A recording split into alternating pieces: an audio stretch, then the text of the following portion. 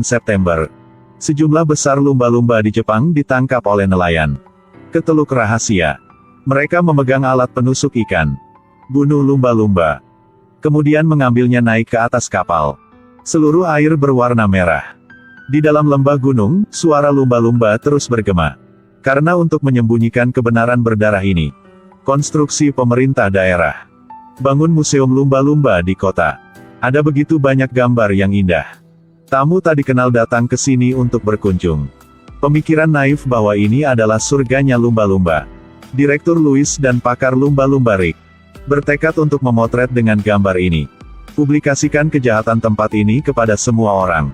Tapi baru masuk kota, kemudian mereka diikuti. Dan jalan menuju teluk juga ditutup. Juga siapkan tanda peringatan yang melarang masuk gunung terdekat situ.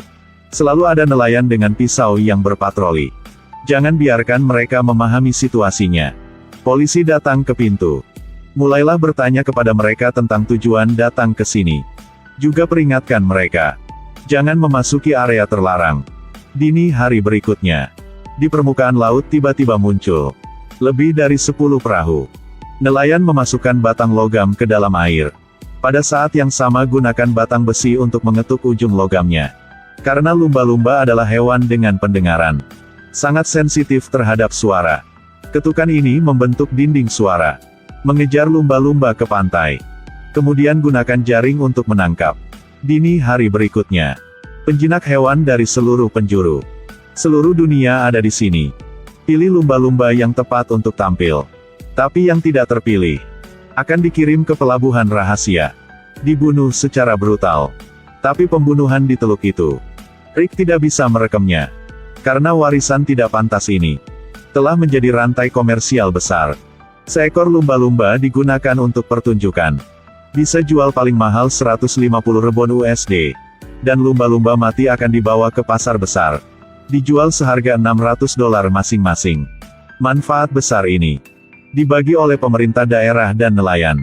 Ketika keuntungan mereka terancam oleh Rich, mereka mulai menggunakan metode ekstrim. Serangan. Satu rekan punya Rich, saat sendirian, dibunuh oleh mereka. Kemudian Rick membawa serta reporter BBC, The Times, Time. Tapi dihentikan oleh nelayan. Semua orang bereaksi. Rick akhirnya mengerti. Dia dipaksa untuk membentuk pasukan. Dia datang lebih dulu. Seorang pengrajin yang bekerja di industri cetakan. Membuat pakaian item dapat menyembunyikan kamera rahasia di dalamnya. Bentuk batu.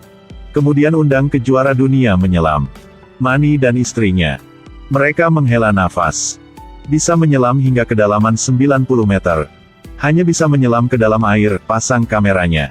Simon berasal dari latar belakang militer. Bantu mereka tetap aman.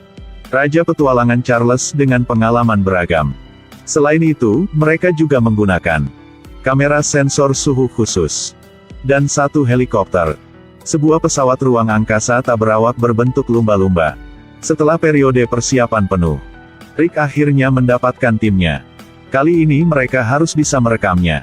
Adegan tersembunyi dari pembantaian berdarah ini. Ini adalah film dokumenter yang tidak normal. Karena jika ketahuan, seluruh pasukan mereka akan dalam bahaya. Ini adalah film 2010 yang memenangkan penghargaan film terbaik di Academy Award ke-82. Pantai Teluk. September tahun 2008. Kru syuting pergi ke Taiji di Jepang untuk hari pertama. Telah diikuti oleh orang lain. Ada puluhan mobil aneh. Mulai mengikuti satu demi satu. Ada orang di pinggir jalan tanpa niat baik. Tangkap setiap gerakan mereka.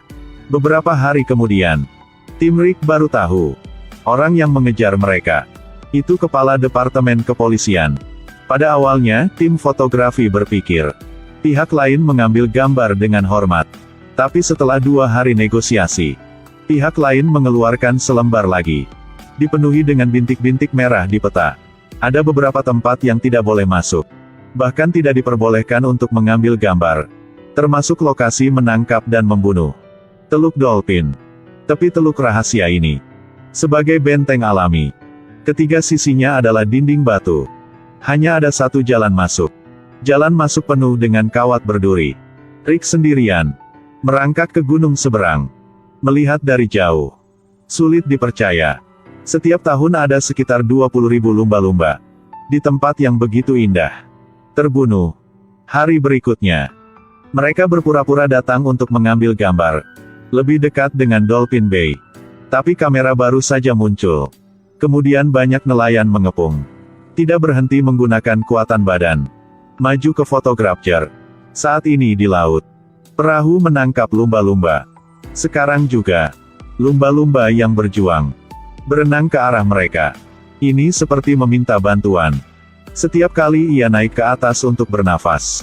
Ada noda darah panjang di belakang. Setelah beberapa perjuangan. Lumba-lumba tenggelam. Tidak muncul lagi. Hari itu sekelompok nelayan. Diam-diam berjalan menuju teluk lumba-lumba. Mulai memeriksa kedalaman air. Ada juga patroli di gunung. Sepertinya membunuh lumba-lumba lagi hari ini. Kru syuting mulai beraksi. Seluruh rencana terbelah dua. Dapatkan gambar dan suara. Setelah negosiasi selesai, mereka memutuskan untuk menjatuhkan pengukur suara. Turun ke pulau lumba-lumba. Pada malam hari, setiap anggota. Mereka memasukkan nomor telepon kedutaan ke dalam kaos kaki. Pencegahan kemalangan. Mereka kehilangan jejak di jalan. Melarikan diri dari patroli. Akhirnya sampai di teluk lumba-lumba. Tapi dua penyelam baru saja masuk ke air. Lalu ada cahaya dari senter di pantai. Untung meteran sudah terpasang. Kelompok itu pergi dengan lancar. Dini hari berikutnya. Polisi datang lagi. Tapi tidak ada bukti, jadi hanya bisa pergi. Rig berikutnya menginstal. Kamera tersembunyi di dalam batu. Di pantai berbatu tekuk lumba-lumba. Pagi harinya. Di kamera lihat api. Adegan pembunuhan lumba-lumba yang kejam dimulai. Orang-orang di sana berkata, membunuh lumba-lumba adalah tradisi Jepang. Ini seperti orang makan sapi dan kambing. Orang Jepang makan lumba-lumba. Tapi ketika Rick datang ke Tokyo untuk wawancara, maka tidak ada satupun orang Jepang mengetahui tentang membunuh lumba-lumba. Untuk daging lumba-lumba, lebih menakutkan. Begitu banyak lumba-lumba yang mati. Dibawa kemana saja? Ini adalah fasilitas pembunuhan lumba-lumba paling besar di dunia. Taiji, Jepang. Setiap tahun ada sekitar 20.000 lumba-lumba dibunuh secara diam-diam. Kemudian jual ke tempat lain di negara ini. Tapi orang Jepang belum pernah mendengar tentang membunuh lumba-lumba. Juga belum pernah makan dagingnya. Karena daging lumba-lumba memiliki merkuri tinggi lebih 2000 ppm. Lebih dari yang diizinkan oleh peraturan nasional 0,4 ppm.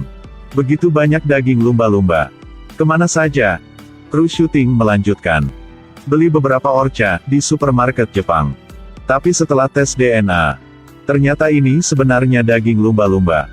Mereka tidak hanya menyamar, juga menjual daging lumba-lumba di museum lumba-lumba. Pelanggan yang tidak tahu kebenaran akan menonton lumba-lumba tampil dan makan daging lumba-lumba demi keuntungan. Ketua Kota Taiji bahkan jual daging lumba-lumba murah pun tidak laku untuk kantin sekolah. Tahun 1970, ada lumba-lumba bunuh diri di akuarium. Karena lumba-lumba adalah hewan yang sangat cerdas. Mereka memiliki kesadaran seperti manusia. Pernapasan mereka dilakukan secara aktif. Di bawah tekanan besar untuk tampil dan berlatih. Lumba-lumba itu menolak untuk bernapas di dalam air. Kematian dia membuat Rick tiba-tiba sadar. Dia mengatakan umur normal lumba-lumba adalah 45 tahun. Tapi lumba-lumba di akuarium hanya hidup kurang dari 7 tahun. Adalah penjinak terkenal. Dia mulai keberatan dengan tangkap pertunjukan lumba-lumba dan bunuh mereka di seluruh dunia. Tahun 2008, Rick dan kru penjaga ikan menyusup ke Taiji, Jepang. Bahaya merekam proses membunuh lumba-lumba. Dan dunia sedang mengatur Kongres Konservasi Lumba-Lumba Global. Perwakilan Jepang dengan bangga berkata, mereka telah mengangkat teknik memancing nelayan. Jadi kurangi waktu mati lumba-lumba. Saat ini Rick membawa proyektor pergi ke konferensi. Di layar pemutaran, adegan Jepang diam-diam menangkap dan membunuh lumba-lumba. Meskipun dia dengan cepat dibawa pergi oleh keamanan. Tapi mereka akhirnya mengungkapkan rahasia teluk lumba-lumba untuk semua orang. Hari itu delegasi Jepang Dikecualikan dari Asosiasi Perburuan Paus, Lumba-Lumba Global. Ini adalah film dokumenter 2009. Tekuk. Kontroversi dibuka. Dalam skala dunia. Mengarah ke gelombang besar. Meskipun jumlah lumba-lumba yang terbunuh telah berkurang. Tapi pembunuhan besar-besaran di tekuk lumba-lumba, Dolphin Bay, masih berlangsung.